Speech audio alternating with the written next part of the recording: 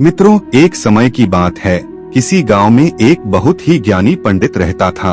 एक दिन वह अपने बचपन के मित्र से मिलने के लिए दूसरे गांव जा रहा था। वह मित्र बचपन से ही गूंगा और एक पैर से अपाहिज था। मित्र का गांव काफी दूर था। रास्ते में और कई भी छोटे छोटे गांव पड़ते थे। पंडित अपनी धुन में चला ही जा रहा था कि रास्ते में उसे एक और आदमी मिल गया। वह भी पंडित के साथ साथ चलने लगा। पंडित ने सोचा, चलो अच्छा ही हुआ, साथ साथ चलने से सफर जल्दी कट जाएगा। चलते चलते पंडित ने उस आदमी से उसका नाम पूछा तो उस आदमी ने अपना नाम महाकाल बताया। पंडित को यह नाम थोड़ा अजीब सा लगा, पर पंडित ने नाम के विषय में कुछ और पूछना उचित नहीं समझा। दोनों धीरे धीरे साथ में चल ही रहे थे। तभी रास्ते में एक गांव आया तो महाकाल ने पंडित से कहा, तुम आगे चलो, मुझे इस गांव में एक संदेशा देना है, मैं तुमसे आगे मिलता हूँ। पंडित ने कहा ठीक है और आगे की ओर चल दिया। तभी गांव में खबर फैली कि एक व्यक्ति को भैंसे ने मार दिया है। जैसे ही भैंसे ने उस व्यक्ति को मारा, ठीक थोड़ी ही देर में महाकाल पंडित के पास आ गया। फिर चलते चलते दोनों एक दूसरे गांव के बाहर पहुंचते हैं, जहां पर एक छोटा सा मंदिर बना था। ठहरने की व्यवस्था भी अच्छी लग रही थी।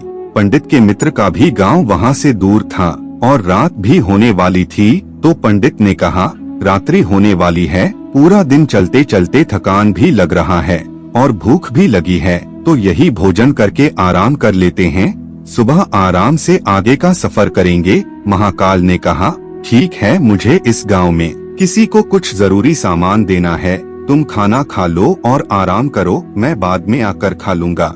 इतना कहकर वह चला गया, लेकिन उसके जाते ही कुछ ही देर में उस गांव में धुआं उठता दिखाई दिया और देखते ही देखते पूरे गांव में आग लग गई।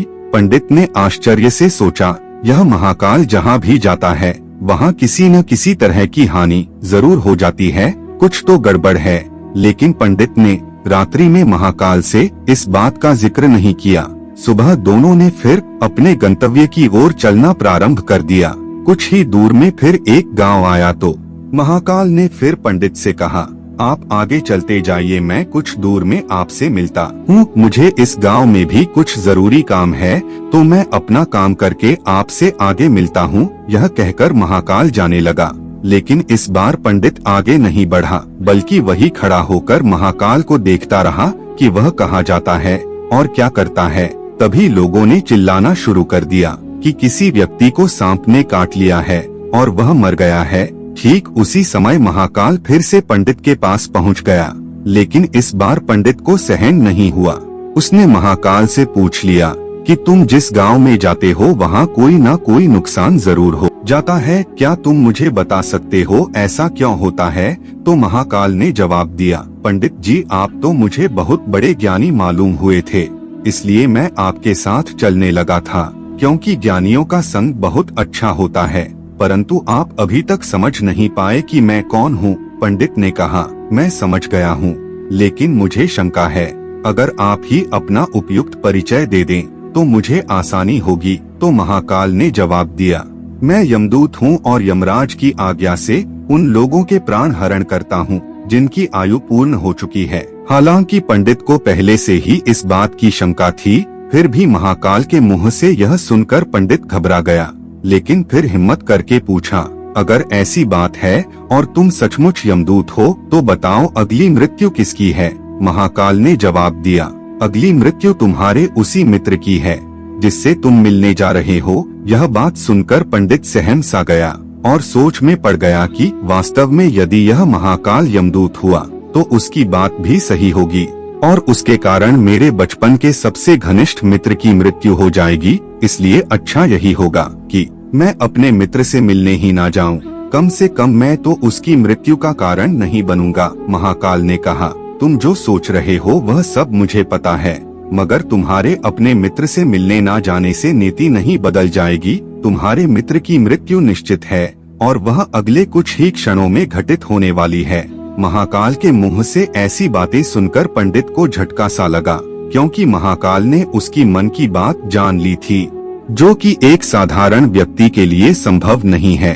अब पंडित को विश्वास हो गया कि यह महाकाल सचमुच में ही यमदूत है, इसलिए वह मित्र की मृत्यु का कारण न बने। इस कारण वह पीछे की ओर मुड़ा और अपने गांव की ओर जाने लगा। परंतु जैसे ही पंडित मुड़ा, उसका मित्र तेजी से उसकी ओर आता दिखाई दिया, जो पंडित को देखकर अत्यंत प्रसन्न दिख रहा था।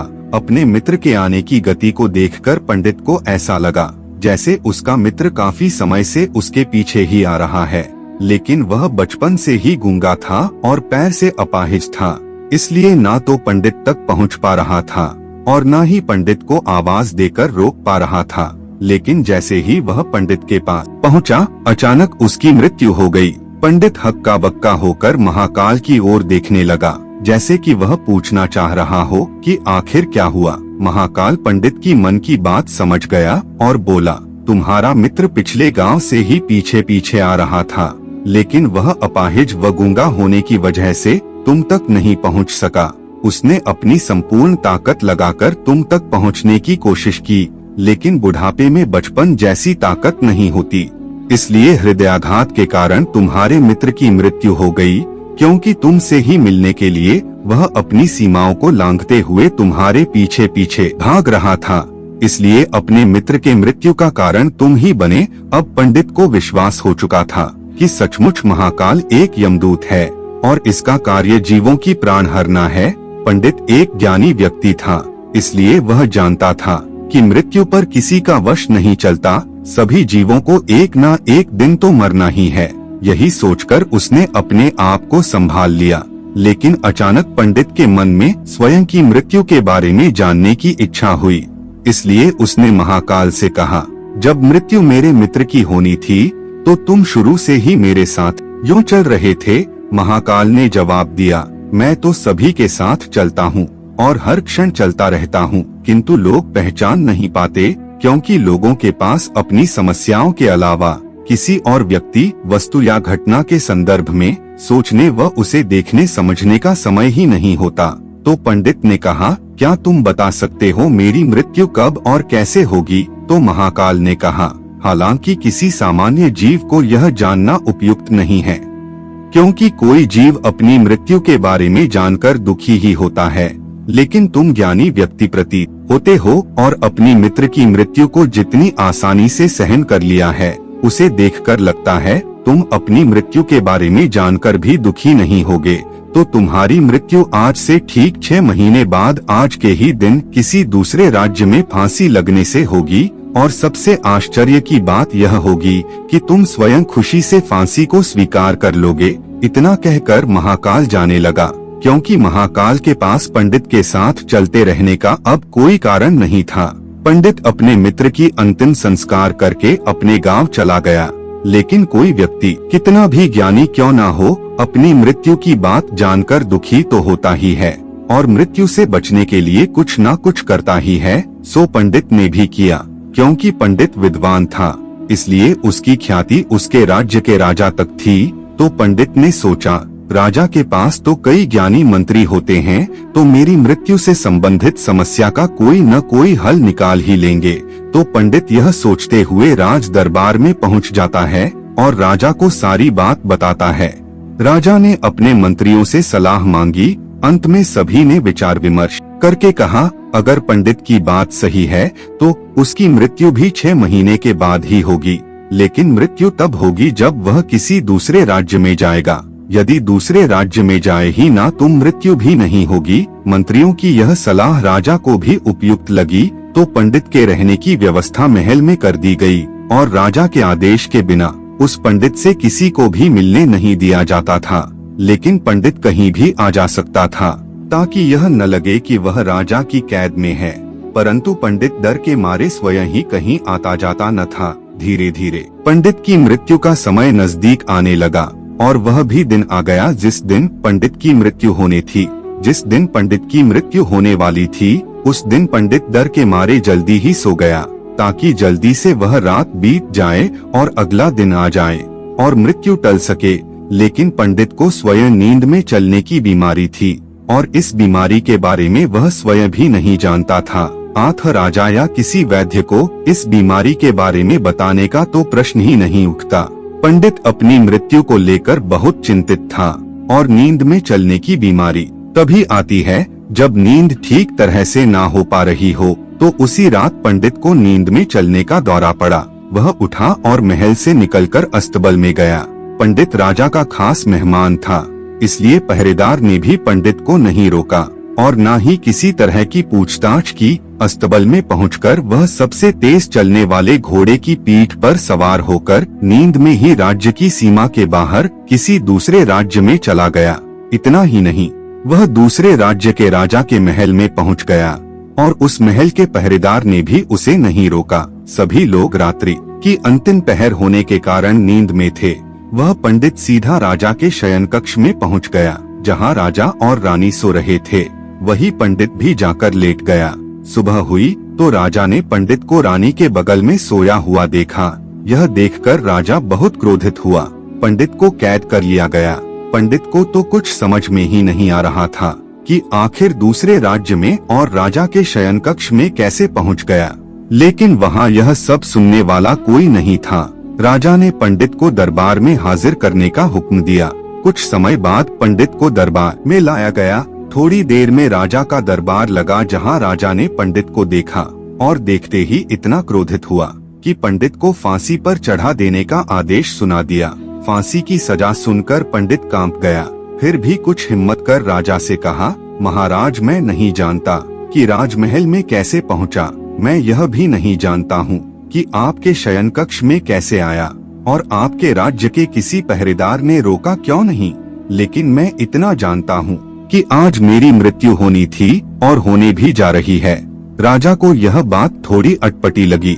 उसने पूछा, तुम्हें कैसे पता कि आज तुम्हारी मृत्यु होनी है? तुम कहना क्या चाहते हो? राजा के इस सवाल के जवाब में पंडित ने पिछले 6 महीने की कहानी बता दी और कहा, महाराज, मेरा क्या किसी भी सामान्य व्यक्ति में इतना साहस नहीं कि राजा के शयन कक्ष में राजा के उपस्थिति में रानी के पास सो जाए। राजा को पंडित के बाद में थोड़ा सत्यता दिखाई दिया, परंतु उसने सोचा यह मृत्यु से बचने के लिए महाकाल और अपनी मृत्यु की भविष्यवाणी का बहाना बना रहा है। इसलिए राजा ने पंडित से कहा, यदि तुम्हारी बात सत्य है और आज तुम्हारी मृत्यु का दिन है, जैसा कि महाकाल ने तुमसे कहा था, तो तुम्हारी मृत्यु का कारण मैं नहीं बनूंगा। लेकिन अगर बात झूठी निकली तो निश्चित ही आज तुम्हारी मृत्यु का दिन होगा, क्योंकि पड़ोसी राज्य का राजा उसका मित्र था। उसने तुरंत सिपाहियों से दूसरे राज्य के राजा को पत्र भेजा और पंडित की बात के सत्यता का प्रमाण मांगा। भेजे गए सैनिक शाम तक लौटे और उन्होंने बताया कि महाराज, पंडित जो कह रहा है वह पूर्णतः सत्य है। दूसरे राज्य के राजा ने पंडित के रहने के लिए अपने ही महल में संपूर्ण व्यवस्था कर रखी थी और पिछले 6 महीने से पंडित राजा का मेहमान था और राजा अंतिम बार इसे शयन कक्ष में मिले थे। और इसके बाद यह इस राज्य में कैसे पहुंच गया, इसकी जानकारी किसी को भी नहीं है। इसलिए उस राजा के अनुसार पंडित को फांसी की सजा देना उचित नहीं है। लेकिन राजा के लिए एक नई समस्या आ गई, क्योंकि उसने बिना कुछ जाने ही पंडित को फांसी की सजा सुना दी थी।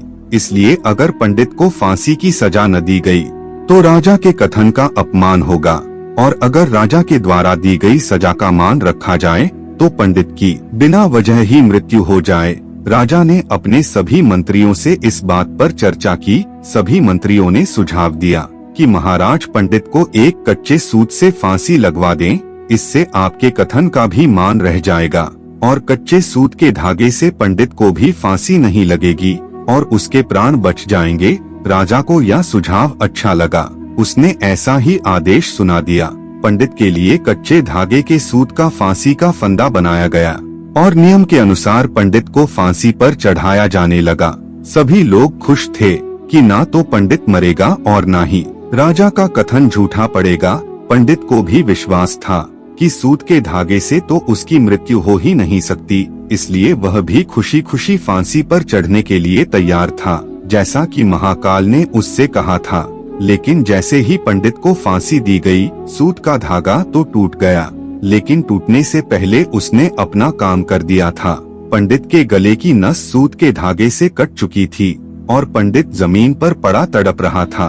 हर धड़कन के साथ उसके गले से खून की फौहार निकल रही थी और देखते ही देखते पंडित का शरीर पूरी तरह से शांत हो गया।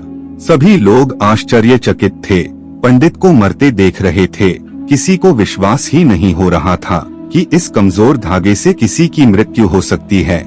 लेकिन घटना घट चुकी थी। नियति ने अपना काम कर दिया था। जो होना होता है वह होकर ही रहता है। हम चाहे जितनी भी सावधानियां बरतें, जितना भी उपाय कर ले, लेकिन हर घटना और घटना का पूरा प्रणाली पहले से ही तय होता है, जिसे हम थोड़ा सा भी इधर उधर नहीं कर सकते। इसलिए ईश्वर ने हमें भविष्य जानने की क्षमता नहीं दी है, ताकि हम अपने जीवन को ज्यादा बेहतर तरीके से जी सकें। और यही बात उस पंडित पर भी लागू होती है।